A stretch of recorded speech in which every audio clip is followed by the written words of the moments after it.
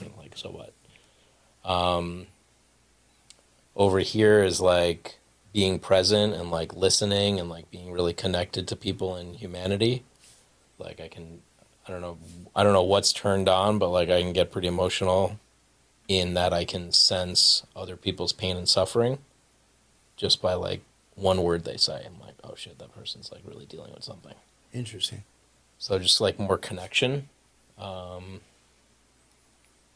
I mean, it's a lot. I wrote it all out. It's hard What do on the spot. what do you do with that connection? Like somebody says, you say a word and you understand what they're feeling right now. Like, how do you react to that?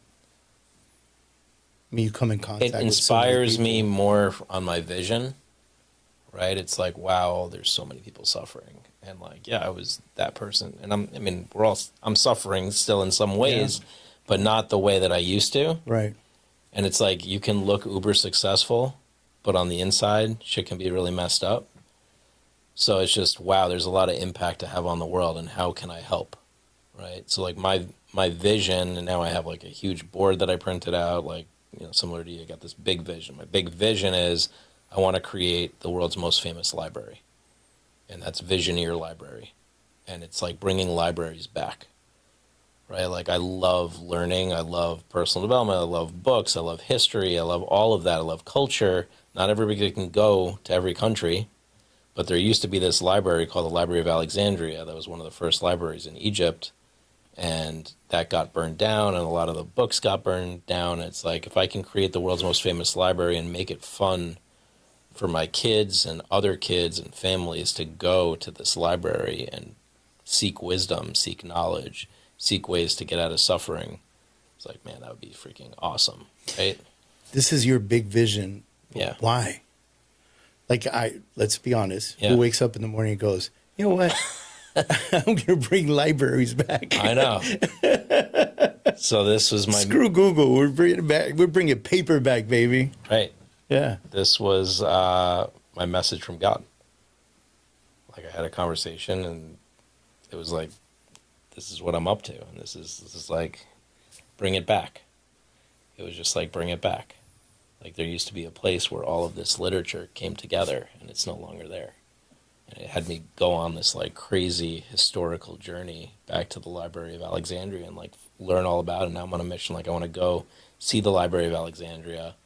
I watched a documentary about Cleopatra, and it just went and went and went. And then I just kept iterating on it and like writing on it, like, what would it look like? And there would be a room where kids could like go through this portal, and the next thing you know, they could like explore in VR and AR and augmented reality, like using the modern technology, but go back in time to feel what it was like back then, right? And get in touch with that. And I mean, really, why? Like, why is because I watch my kids so connected on social. Right. You know, and we joke about it, like, you know, the phone face and like putting the tape on the phone to their face, because that's literally what's going on. And so I don't see them reading books. I hand them the holy grail of books, not the Bible, let's say, but like a book where I'm like, kids, you got to read this. This is like the best book ever. And it's like this. It's like tiny. Like, you'll finish this in an hour, right? And here's your dad telling you, here's this amazing book.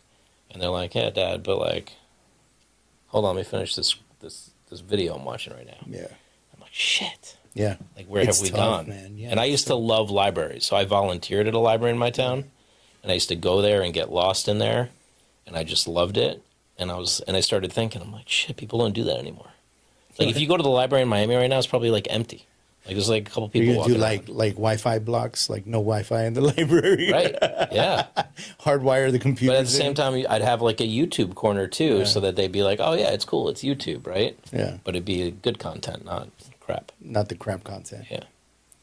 That's wild. I agree with you. I think it'd be great to have a centralized location where kids could learn together. Even adults. We talk about the kids and the experience of the kids, but, you know, they're adults in school, and they're depending on going to school to learn, and then they come home to work, to study, but at home they're distracted because they're adults and they have kids and they have a spouse and whatever the case is. Or maybe how great would it be to go to a really amazing library to study and to pull books and to learn more information and to see things physically. Yeah. You know, And it's funny because you talk about the phone face. I tell my kids that when they get married, they're gonna have to kiss their husband sideways like this because they're gonna have this big neck in the Knot. back, knot in the back of their necks because they're always looking down at a phone Yeah. or a laptop. You know, it's like you almost can't have conversations with them. Do you have rules in your house about that? We put the phones away to charge at 10 o'clock, so at least they're not on it while they go to bed. I want more rules around it. We do like blocks on the weekend, like a full day where there's just no phones. Leave them at home, or like we're putting them in the car in the Going out and console, about. stuff like that. But I wish we would do more, but that's the extent right now. Yeah, we do something And they're similar. different, Not every bro. weekend, but like they're Yeah. my kids are 100% different on phone and without, Yeah. and me too. Like I'm different on phone and without. yeah, We will bowl way better without phones. without phones. Yeah, like Yeah. our scores. They're more are like- interactive. yeah. You know, they're more alive. They're more alert. Yep. You know, we've done it before where we've gone to the beach and we leave the phones in the car. Yep. You know, and we're like, no, bro, I'm not going to sit next to you. I didn't drive all the way over here to sit next to you in the sand and you be like in your phone the whole time Right. with the ocean in front of you. You know, it's wild to me. You define manhood as integrity, influence, purpose, passion, drive, legacy, responsibility, and leadership. Which one of those comes last for you and why? Last. Last. Repeat them again. Integrity, influence, purpose, passion, drive, legacy, responsibility, and leadership.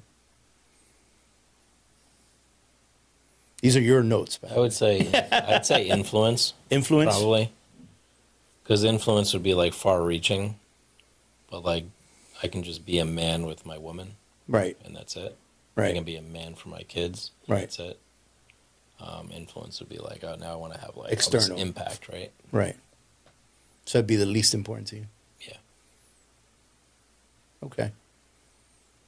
I got to think about that one a little longer. Yeah. Yeah. And it's hard to put one of these last, right? Yeah. Because all of these feel like number one. You know?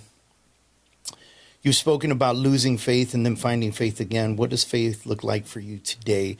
Not belief, but as practice. So we spoke about the belief, but like, what's your practice now that you've come back to faith? Like, wake up and thank God the moment I wake up. And stop and pray. And take my family to church as often as possible. Awesome. If I don't go to church, listen to the sermon on YouTube or wherever it is. Reading the Bible, studying it, like being present with like verses in it. Mm-hmm. Are you Um, actively in the process of reading the Bible? Yeah. Yeah, nice. What else? What else? Saying grace at the table, having it go around, like having every family member do it. Nice, that's cool. Yeah. Implementation into the family. And we have our own like core values in the family called grace. And so it's G for gratitude, R for results, A for acknowledgement, C for celebration, and E for excellence. So I have the kids go around and each of us says, like, what are we grateful for? Go around the table. Where are we getting results this week? Go around the table. Who do you want to acknowledge in the family? Go around the table and acknowledge somebody. And then who do you want to celebrate, or what do you want to celebrate? And then where are you making progress? Where are you seeing excellence in your life? So I love doing that with the family. That's cool. Yeah. Yeah, we used to do something similar, and it's odd. I'm glad you said that because we don't do it as much as we used to. But we used to go around the table and say what you were most grateful for this week because we do Shabbos, right, every Friday night. And we used to go around the table and say, like, all right, it's been a week since we've been at Shabbos, right? So what are you most grateful for this past week, you know? Yep. And I remember when we first started, the kids were like, whoa, Yeah. you know?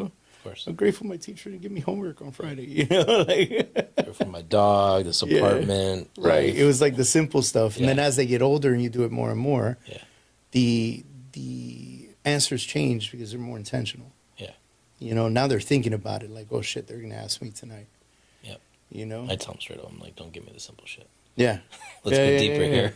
Let's go deeper, man. You had a friend named Mario. Yeah. You say your friend Mario had a major influence on you.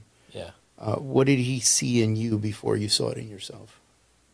He saw a visionary. And he saw a leader.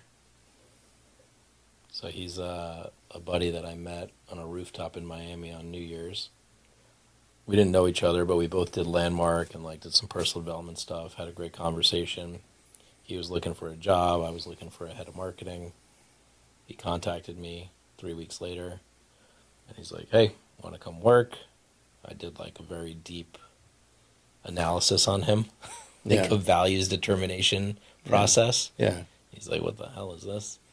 And then he came back to me. He's like, I see a visionary in you. I see something huge.